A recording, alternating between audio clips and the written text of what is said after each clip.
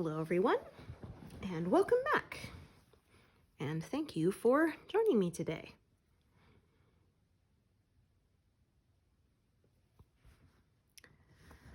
So yeah, wasn't sure I'd get any time to stitch today. It's been a busy morning. Car went to the shop this morning, and then I had to go to the rental place, and then I had to run some errands, and then my son texted me that he forgot his headphones at home and he needs them for school, so I had to run those over to him. But finally I get to sit down, have some me time.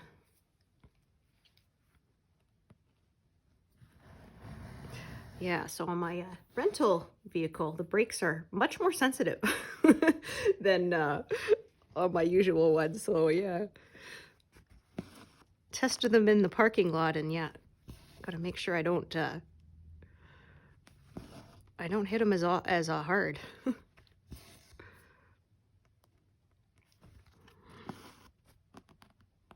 Yeah, I said I don't like change. The seat's the wrong shape. I gotta mess with the lumbar support to get it right, so otherwise my back doesn't feel right. And of course I have to be constantly checking the speedometer because my foot's at a different angle to go 50 kilometers. I know exactly what angle feels right in my old car because I've been driving it for, oh geez, since 2013. So yeah. And I said, and the stereo is not as good. My husband asked, how's the car? That's the first thing I said. The stereo sucks in comparison. The backup camera is nice. Because yeah, my car that I'm getting repaired is in pardon me, 2009. So that was before backup cameras kind of became standard in vehicles. Oh, and I do have Bluetooth now because yeah, I don't have a Bluetooth connection for my Element because of course again it's too old. That wasn't really a thing. The big thing then was satellite radio. So this area is more kind of column vertical style stitching because of this stone pillar. So that's sort of why I went down a couple of big squares before working my way back over to the right. It's just what the colors are telling me to do. So that's what I shall do.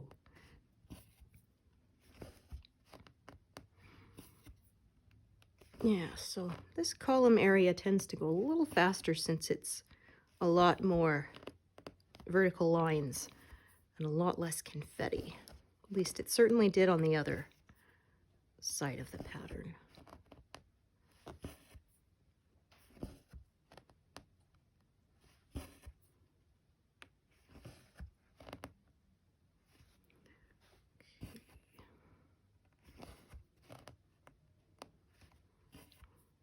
Yeah, kind of like when I'm just starting a new diagonal and I've got all the, my threads all tamed and tucked away nice and neat before I begin. Okay, and I'm just going to check how long this thread is here. Okay, that's pretty long because yeah, I was going to see about where I'm going to park it. Because the length of the threads that I have available affects that. I can see what I'm going to do here.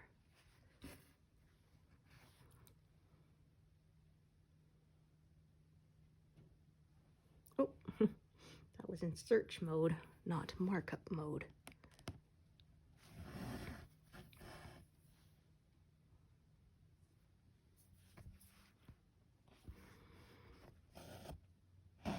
Yeah, finally I'll be able to put this accident behind me. Back's feeling better, thankfully. My hip was what took the biggest part of the injury because I had my foot on the brake when I got rear-ended, so it took the brunt of it and shifted everything out of place. So yeah, my chiropractor had to go for a few sessions there to get it to get everything hunky-dory again, but it's all good now. my neck was not bad. I had a little bit of soreness, but it definitely was not as bad as I was afraid it might be, because I've had I've had chronic neck problems. I had my first nerve pinch when I was 9. So, yeah. I have learned the hard way. Those special expensive chiropractic pillows with the curve on them, they actually made it worse for me. I used one, and my first nerve pinch, I was in the morning and I was stretching and I heard something go click in my neck, and then next thing you know, I couldn't hold my head up straight and I'm crying in pain. So, yeah, I actually found that using the flattest pillow I have has made a big difference in reducing my neck pain. I get it occasionally, but it's manageable most of the time. I learned the hard way, though, from that is if you have one of those TENS machines that, gives the little electrical pulses, do not use those in conjunction with the Salon Paws or Icy Hot patches, because, yeah, you'll get chemical burns. Yeah, I found that out the hard way. That was not fun. So I had to put some aloe on it, cover it with some gauze, because, yeah, it was hurting, and then it was rubbing raw against my clothing, so that was not fun. So yes, I learned the hard way. Do one or the other, but not both.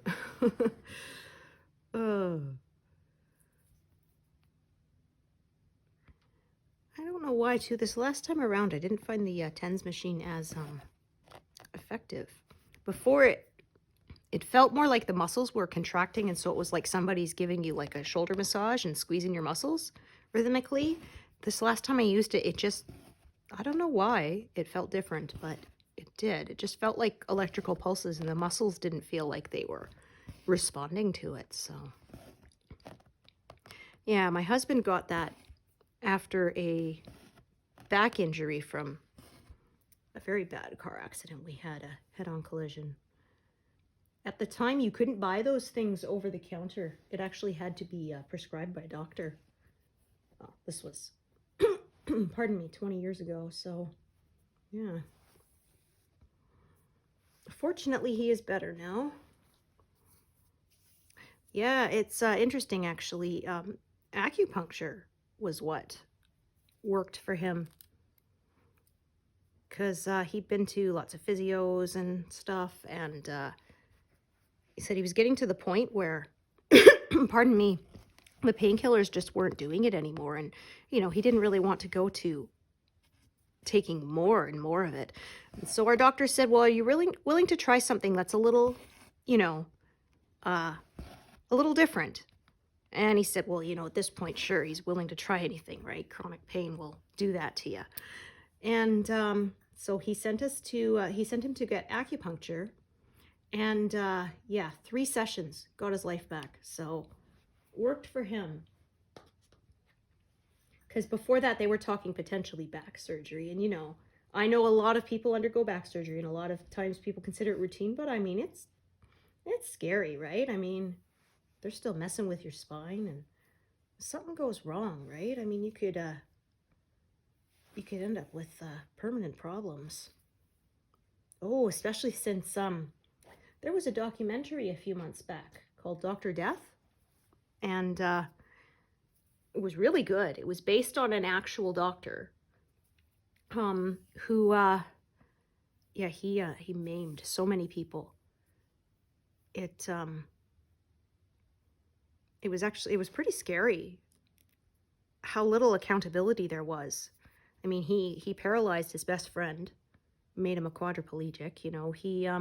He put people into just excruciating pain. Like, there was more than one of them who went for corrective surgery from another surgeon who said that it looked like a bomb went off in there, that, there were screws attached to muscles instead of the bone, and just like completely botched things, just hanging open. And there was one doctor who made them bring in a camera to show the damage, because he said he didn't think anybody would believe him if he tried to tell them what happened. They wouldn't believe that it had really happened, so he wanted it documented. And yeah, it was pretty scary. not enough safeguards in place that this guy kept to keep on practicing. So yeah, they did. I watched like an actual documentary they made, and then there was a dramatized series. I think it was about 6 episodes with Joshua Jackson, Christian Slater, and Alec Baldwin were in it. And yeah, it was really good. I recommend it. But yeah, also very scary. I mean,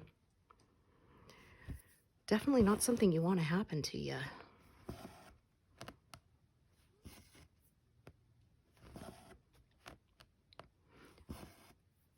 Yeah, they did actually finally manage to put him in prison.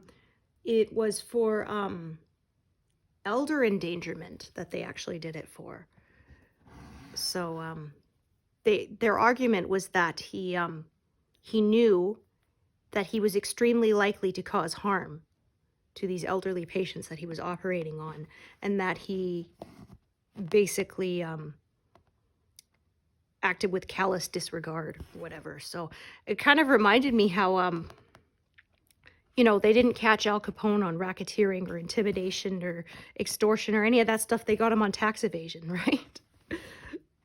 I guess whatever works. Although apparently he said it was a pretty good deal. He only went to jail for a couple of years, you know, considering all the stuff he had actually done. Yeah, we watched HBO's Boardwalk Empire of that. It was oh, I see. I have 2 threads here. Okay. Yes, I didn't pay attention to that. There were 2 parking marks there. Now, yeah, we quite enjoyed it. That was one of those shows that I never heard about it till it was over. It was actually Amazon's algorithm that found it for me. You know, says if you liked this, you may like that product. And I found a few shows that way. So that was the Boardwalk Empire was one. And Battlestar Galactica, the early 2000s version, was another. I'd heard about it, but sort of hadn't really thought of checking it out. And then, yeah, it was advertising like, hey, you can buy the entire series on Blu-ray for, you know, like $80. And I went, oh, why not? I might as well give it a try. And yeah, really, really enjoyed that one.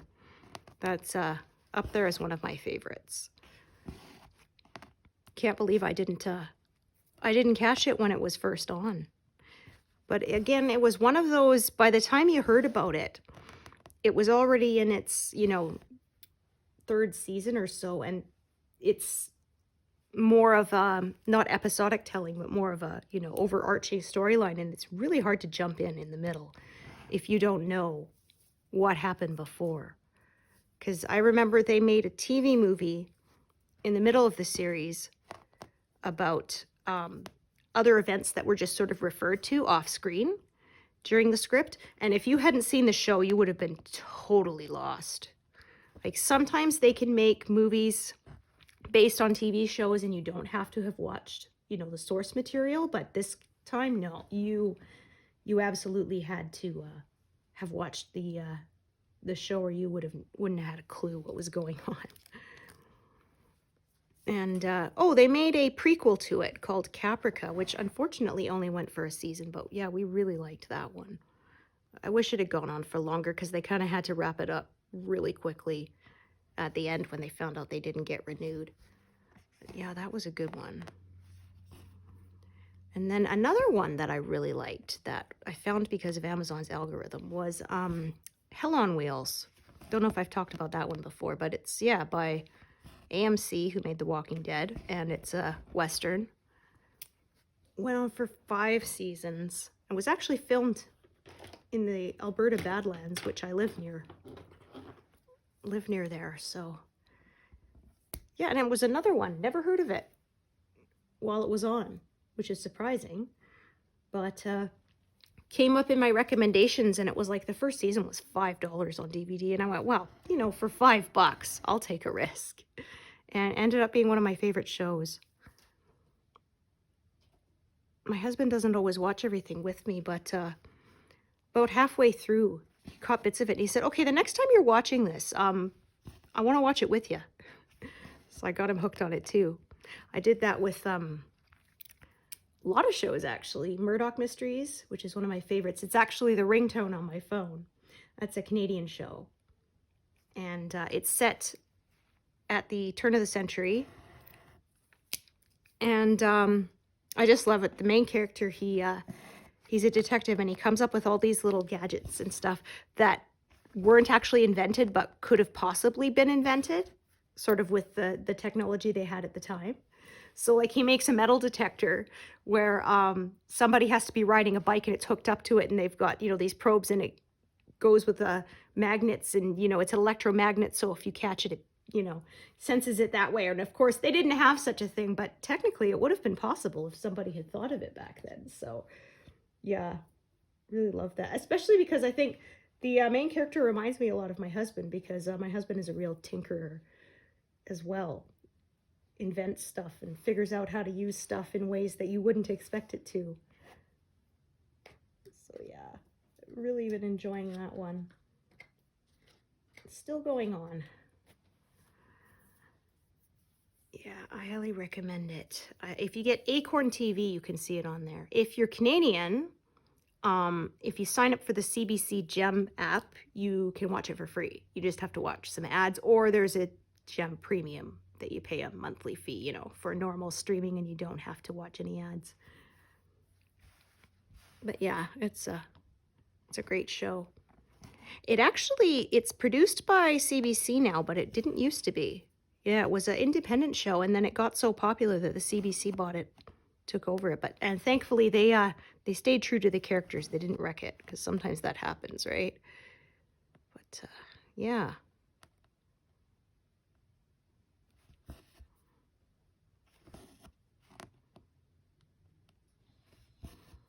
Yeah, I love that show.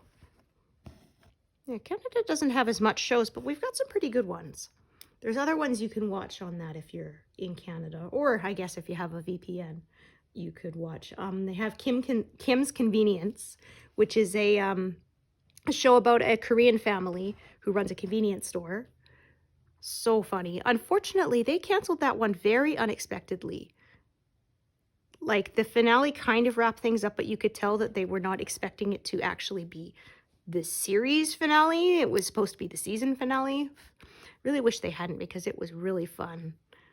But the creators basically said they didn't want it to get stale. They wanted to move on before it, you know, started to die. So, I mean, I guess I can respect that, because I know a few shows where the last season or so, you just like to pretend it never happened. Andromeda was like that.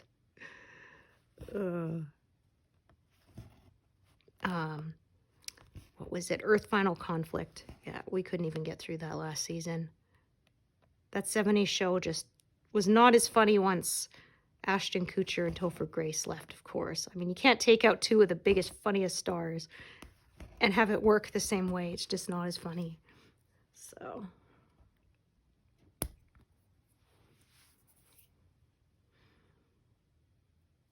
yeah, I got my husband hooked on Criminal Minds as well. I mean, I'll watch pretty much any mystery crime show. But yeah, it's been a few times when I'm like, you know, you should watch this with me. You'll like it. No, he says. And then later, yeah, he ends up watching. It's like, I told ya.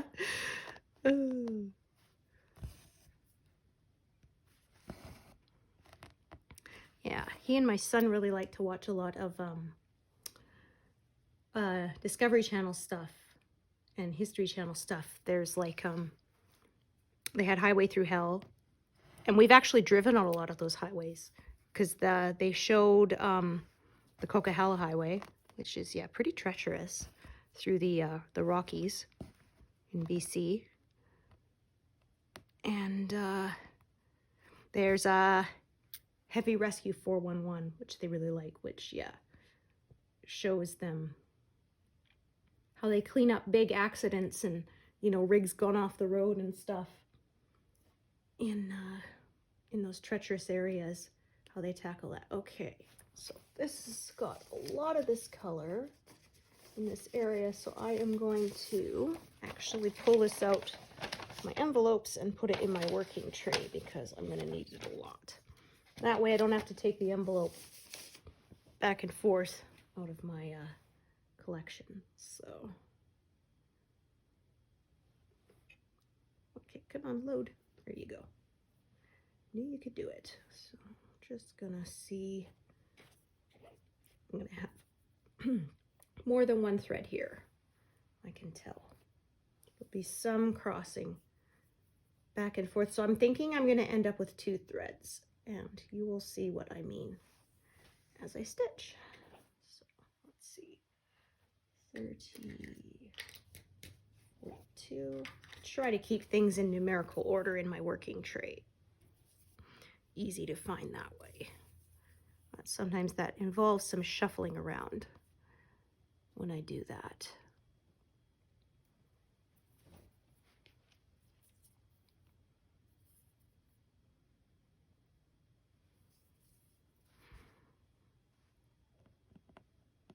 Okay, so I'm going to start right here.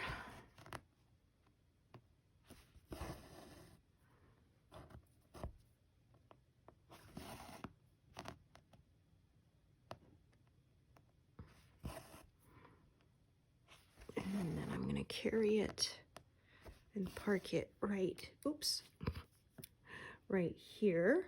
And then what's going to happen is when I do those, I'm going to do those and then park it back over there and then carry on. That way I don't need too many threads. But I'm also not closing stuff in. So it's a balance sort of between trying to be efficient with my thread,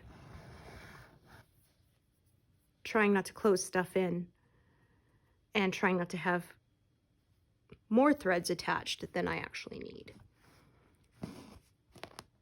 But after a while, it becomes second nature.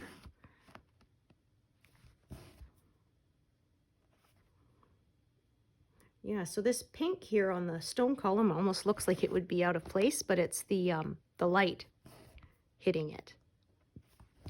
So again, it kind of looked wrong when I'm stitching it, but when you back up, it looks right. Trust the pattern. This designer has never steered me wrong. This is my 3rd one, and I've been thrilled. It was an Artecy pattern that got me back into cross stitching because yeah, I quit for quite a while. I had only done really kits from, like, you know, Walmart and stuff. And one day I just thought, you know, I really like a picture of a lighthouse. I could cross stitch something.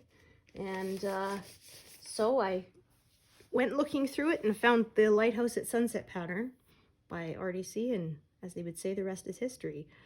That's how I went down the full coverage rabbit hole. Okay, I'm gonna see a fair amount of this. I may put it in my tray or not. In fact, you know what I'm going to do? I'm going to go through colors I have in my tray and see if there's any that I can just pack away now, that are out right now, that I'm not going to do much of. I often do this sort of when I get to the end of a diagonal or when I move the frame again. Just kind of go through, look at what I have in my tray and see if there's anything that's not really being used in this section anymore, and put it away. But it looks like the colors I have out are being used quite a bit. Yeah. So yeah, I can't have all the colors. There isn't enough room. Oh, look at that. Okay, that is one I can park away. Or pack away, not park away. Got parking on the brain. Alright, so that can go. Next one is 779. Yeah, still using that a bit. That one's being used quite a bit. Also have to remember that it's going diagonally across and not in columns like this. So even though there looks like a great big blank area in the middle, by the time I get through it, I'm going to be starting again, using that color again on the right-hand side. So not really much point in packing it away. Okay, that one isn't being used as much. I think I may just put that aside. You can see for the next 2 diagonals, it's going to be not used at all, and then it's only used a little bit in the 3rd diagonal. So let's see, that's 8, 3, 8. Pack that one away. Yeah, whereas you could see something like this, 832, I wouldn't bother putting it in my tray because there's only a few stitches left and there's none in this area. So, okay. 939, yeah, there's quite a lot of that. I just put up 3042. Ah, looks like this one is done too. Excellent. So yeah, the colors that I have in my working tray, I kind of cycle them in and out as I use it. So that's why it makes sense to go through and check sort of every now and then if what I have out in my tray actually makes sense to have out. Okay, so I'm going to make that list go away. All right, so I was on 159, yes? Okay, so I'm going to pull that one. Yeah, because it looks like I'll be using it a fair amount.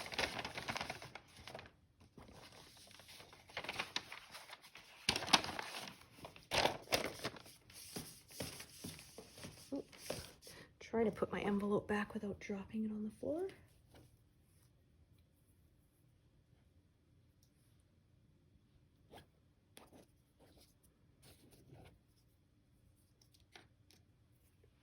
Alrighty.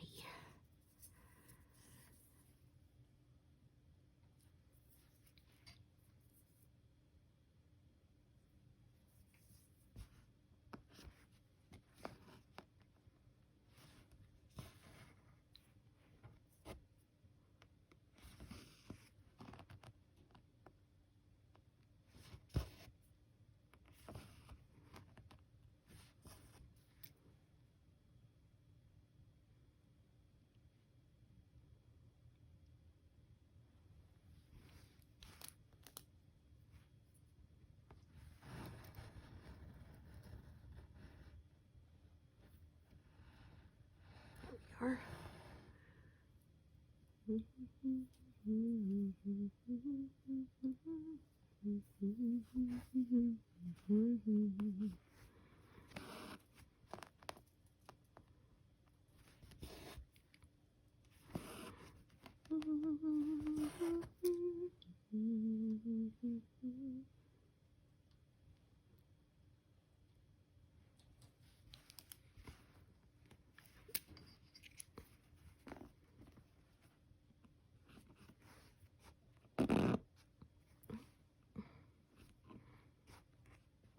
There, away with you.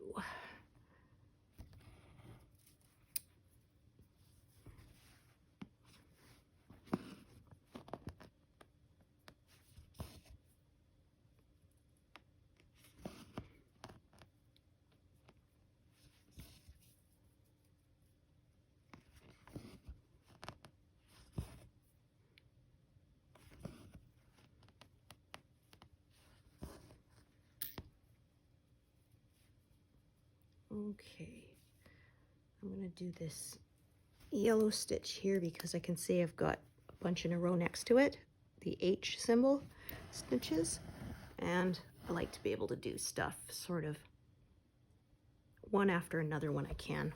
Makes it go just a wee bit faster. Also, this yellow is going to be parked pretty much out of the diagonal too, so that gets it sort of out of my way as well. Okay, there we go. Yes, so here was where I decided I was going to attach a second strand.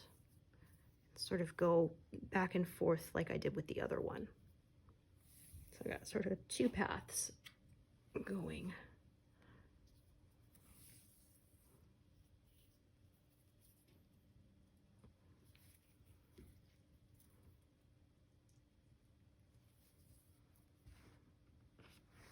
Okay, so those two.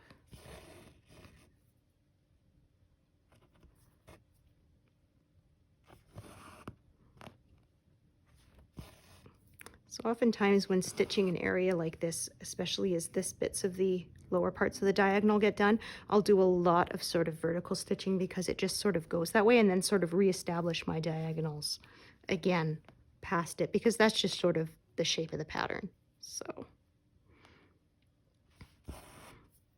some people are extremely strict with their diagonals, but I'm not that disciplined. Yeah. Just kind of go with the flow. All right, and then these three along this edge here.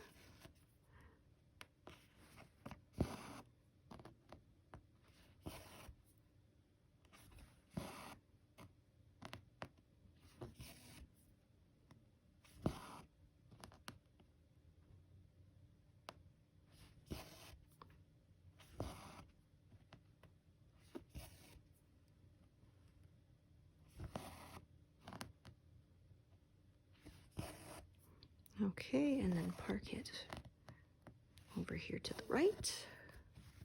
Oh, yeah, I thought that felt wrong. Bit of a knot formed.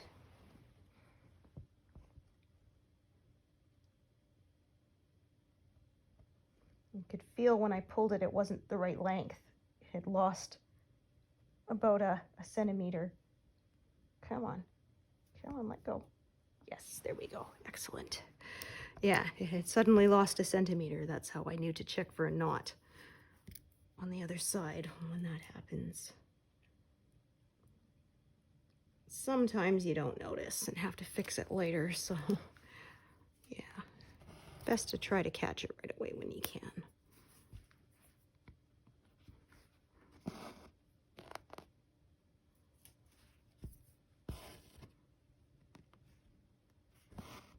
Also, stitching two-handed, I find I catch that more easily.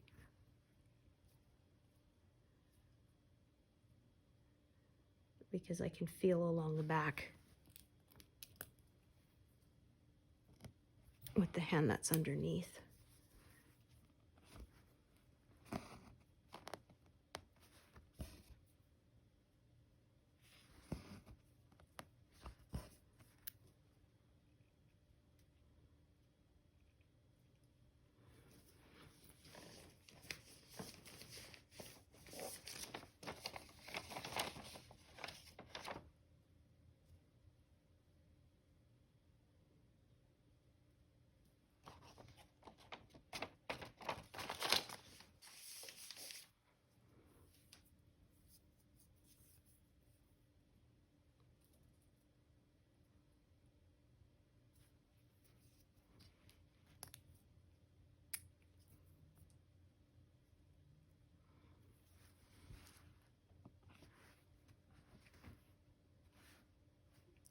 Making sure, yes, just checking with my grid line to make sure I was putting that stitch in the right place. A lot of this area can look kind of similar, so gotta be careful about that.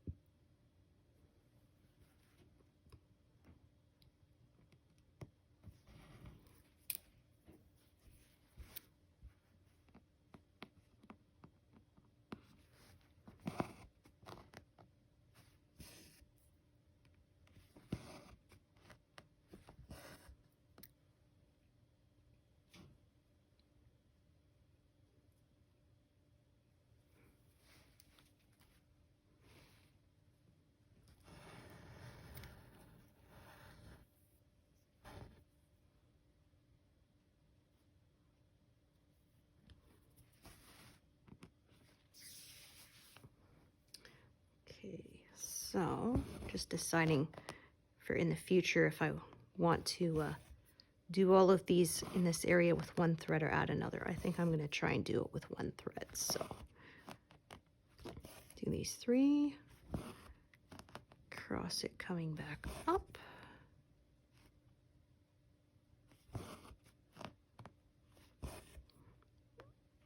Yeah, and then park her in the corner.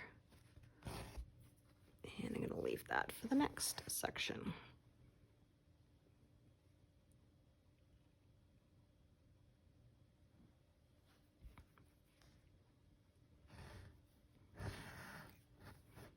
Okay, I can see this one. It's going to make sense to me to do two strands.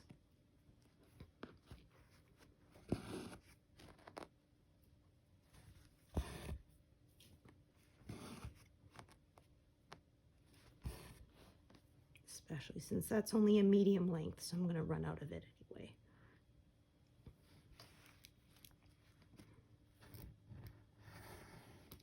But yeah, you could decide to go one strand and then change your mind and add another, whatever works.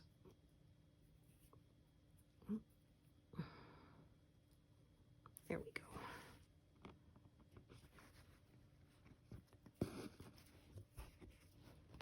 Oh my goodness. Yeah, I've parked you. I will stitch with you later. Wait your turn. Yes, I know. I talk to inanimate objects. It's terrible.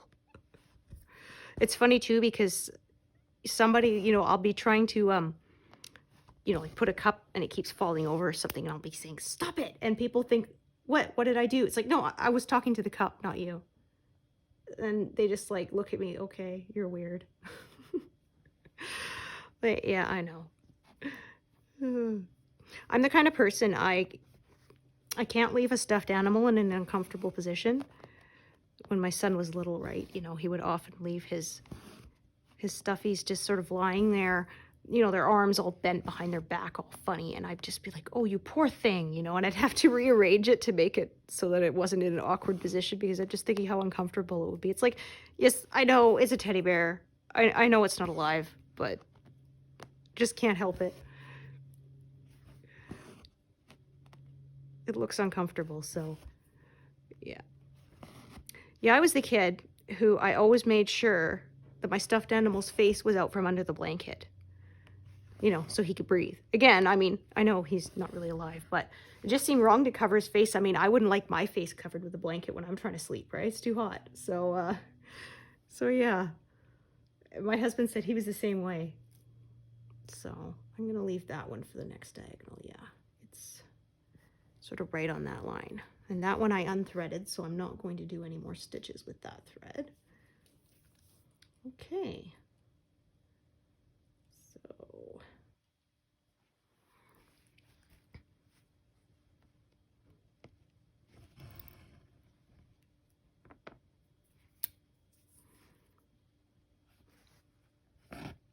oh, that was a bad sound.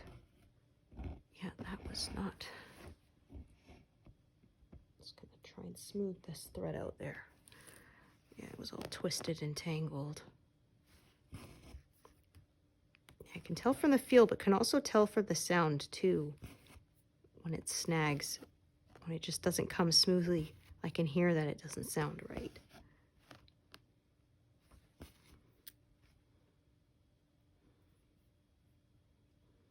So rarely do I suddenly find a snarl on the back much later. Occasionally it happens, but yeah, it's pretty rare. I usually feel it or hear it before it becomes a big issue. Because one of the big problems is too, if you have a big snarl on the back and then you've sort of stitched around it, your other threads will have pierced it and then you won't be able to pull it out smoothly. I had one time where I had this great big snarl and it was making a lump. So that's why I couldn't leave it, because I was worried it wouldn't lie flat when I was, you know, mounting it. And so I had to go and basically pull up all those little loops and cut them so that I could unravel it and restitch it. Oh, that was not fun. That took quite a while. But in the end, I was glad that I bothered doing it, because then it was nice and smooth and I don't have to worry about any weird lumps later, because that would annoy me even more. That would be all I could see is the lump. So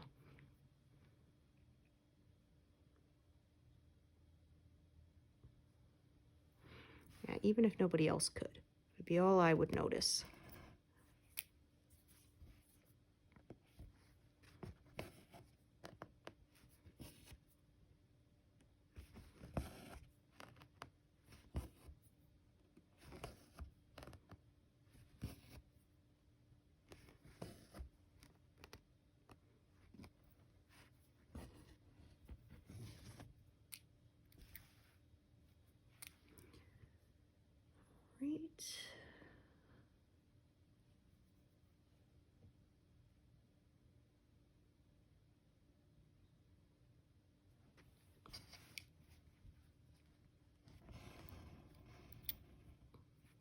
Either way, there's going to be some stopping and starting with one color or another. Of course, I also don't want to start too many needles on threads or it's going to tangle, so perfect. Nice little short piece that I saved to do one stitch by itself. Oh my.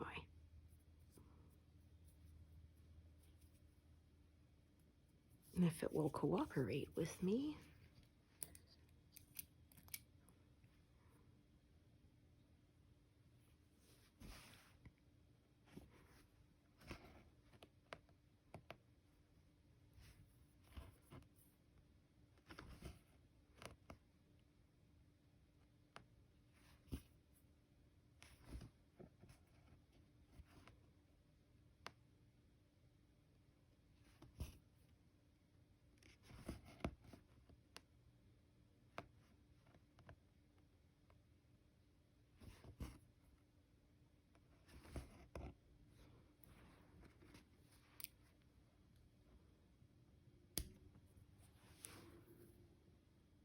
Okay, good. This way, I can do all these bits in one go, provided, of course, the thread is long enough to do that.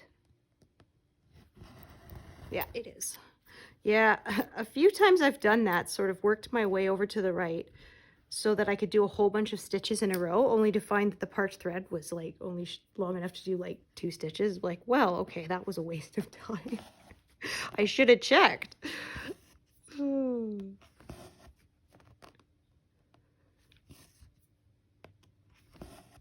Yeah, before going to all that effort, because maybe it wasn't worth it.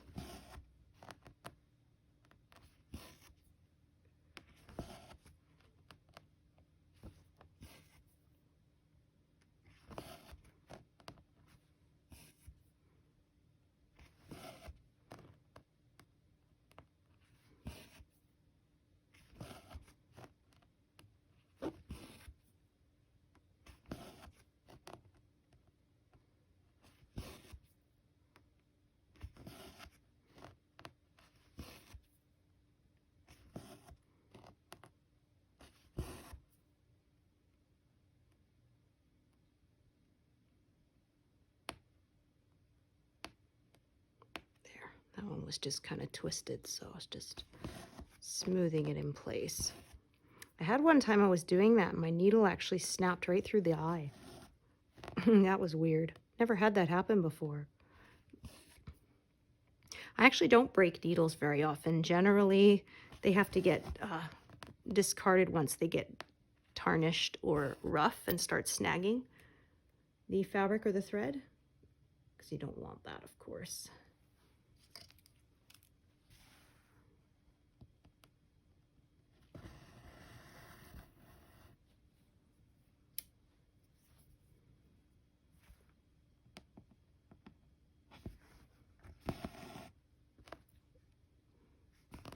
Forgot to color the one that it was actually parked. Yeah, it's nice. You don't have to go with this app. You don't have to go unpark it.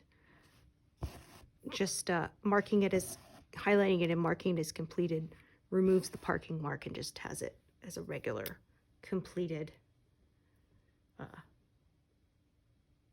stitch. So that's a really nice feature.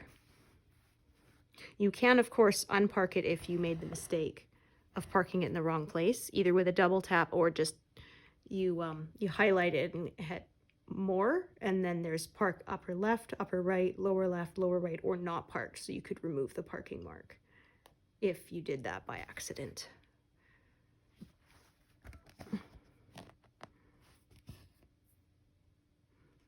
Okay, I think I can get one more stitch. Oh, am I in the right spot?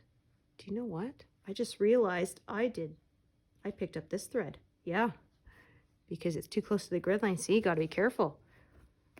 Yeah, good thing I double checked. I was about to park this in the wrong spot. And then I realized that if I was going to park it, it was not in the correct row in comparison to the stitch I just did. So that's how I realized I made a mistake.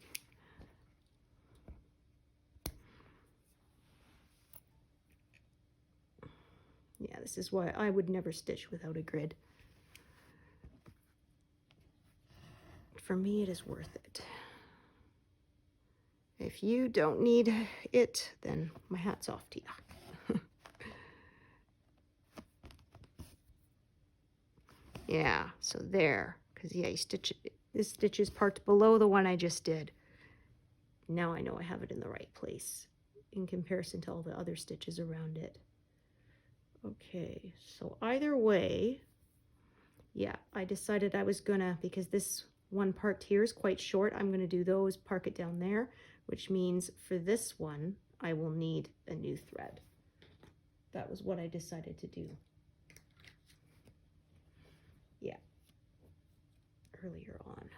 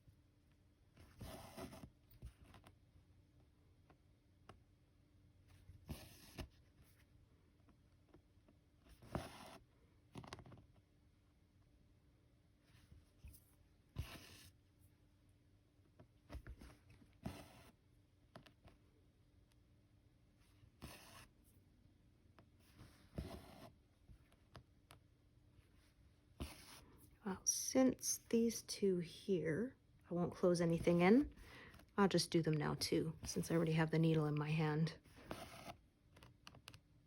Keep my momentum going, and then park it again.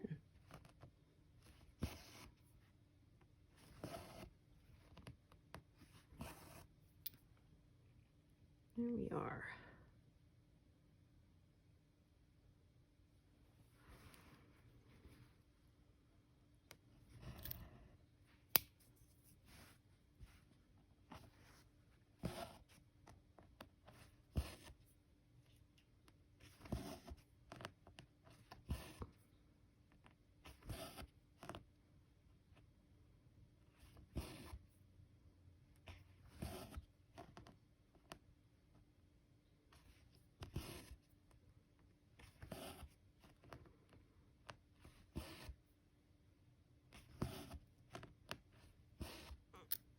Okay.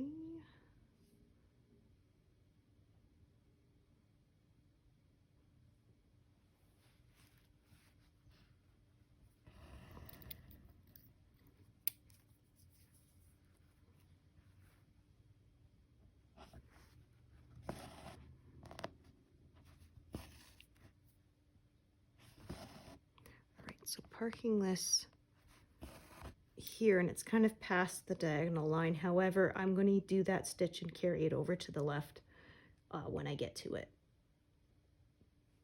because that's just sort of what makes the most sense and is the most efficient to me.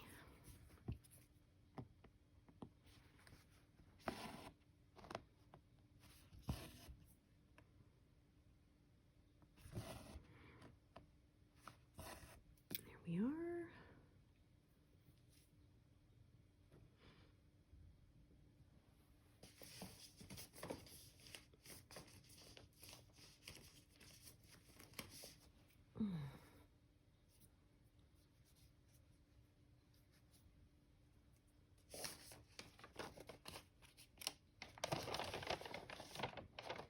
Typed too much on my phone today, I think.